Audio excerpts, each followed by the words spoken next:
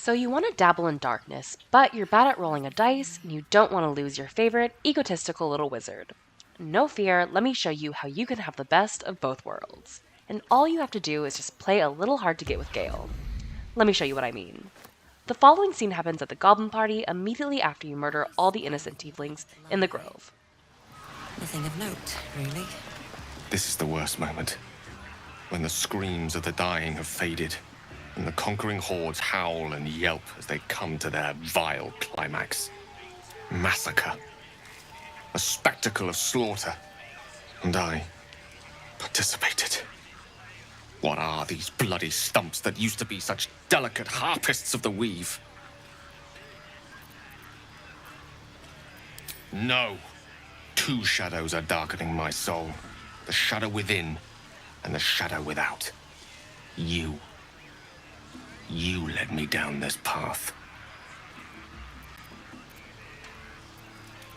Don't blame me for detesting them. I don't know myself anymore. All this, it's not who I am. Around you, I'm not who I want to be. I should leave.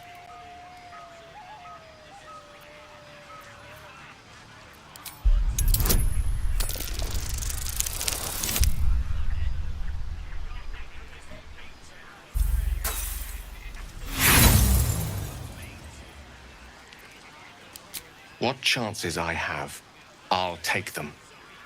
I'd rather roll the dice than deliver all this death. Farewell.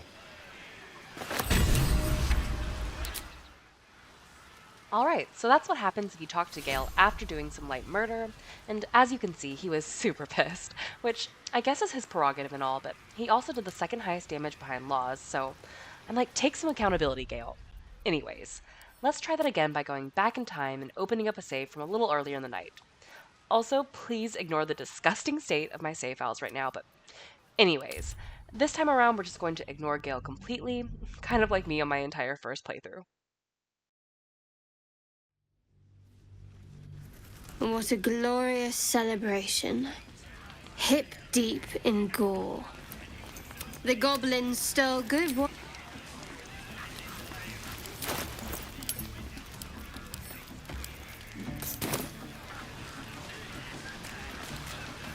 One day, I'll catch a break.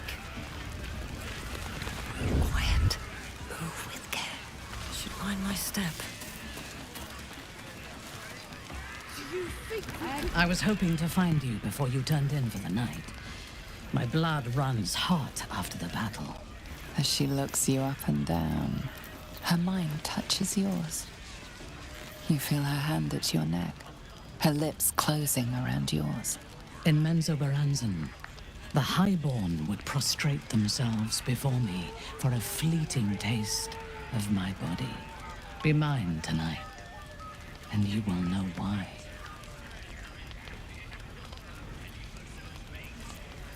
Disappointing, but perhaps you lack the imagination to satisfy me. The buzz of celebration quiets to a soothing hum as you approach your bunk. You've picked up a few pleasant memories on your journey amongst your struggles.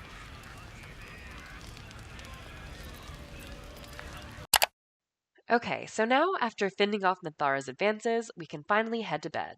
And I tested this out with both dialogue options, and it doesn't change the outcome, so feel free to pick either.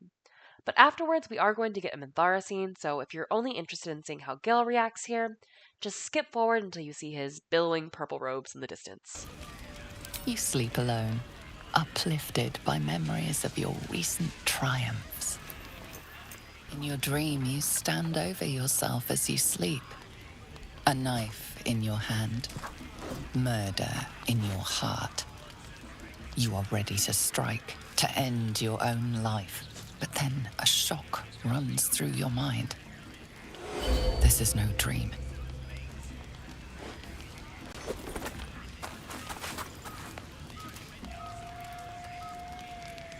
Good.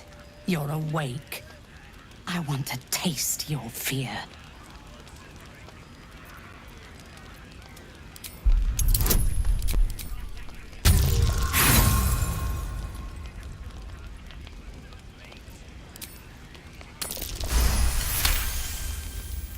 That might be, but you have not been truly tested yet.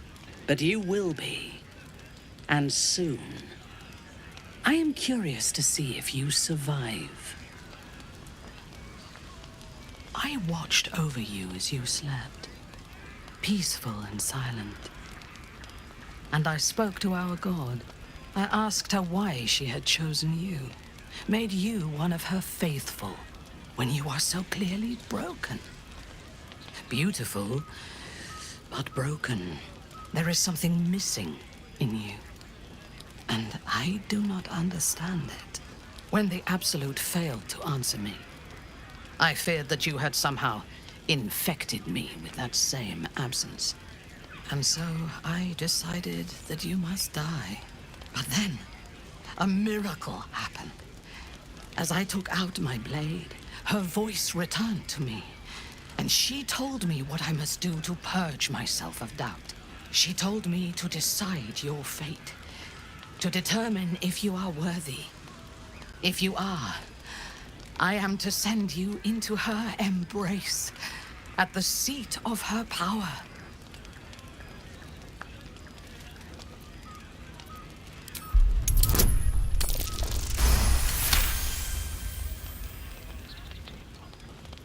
Good. I believe you. Travel to Moonrise. We will meet again there, at the heart of the Absolute's power.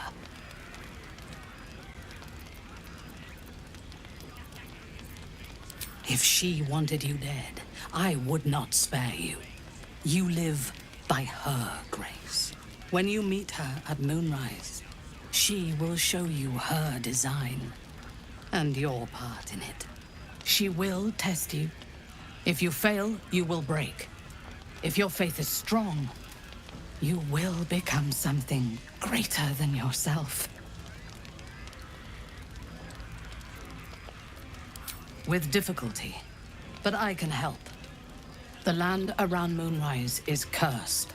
Traveling there will sap your strength and your sanity, but I can protect you. A wretched creature in my service can guide you through the curse. This harp will summon him. Play it when you are in the shadows, and he will come to you, and know that you are a friend. His minions will wait for you at the mountain pass, on the threshold of the Shadow Curse. I warn you, he is quite mad, but he knows the path to Moonrise better than anyone. Go to him when you are ready. I will lead what remains of my forces to Moonrise ahead of you. When we next meet, we will be together in the Absolute's presence, and she will make us her champions.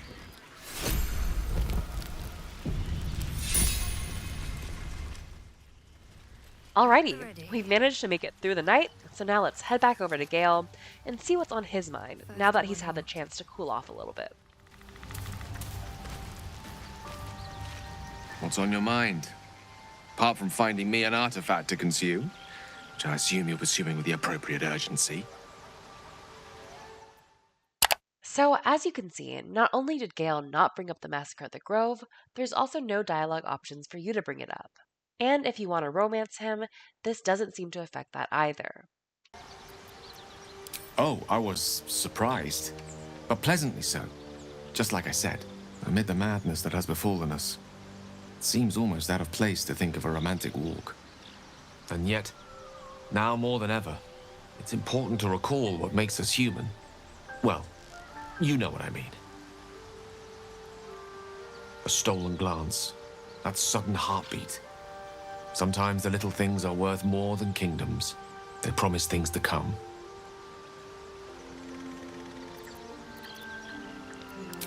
I'm clicking on Gale again just to give him a last chance to accuse me of corrupting him, but it's all the same options, so this could be a bug that'll be fixed in the future, but then again, Shadowheart did say the Goblin stole good wine, so perhaps this works because Gale just got blackout drunk.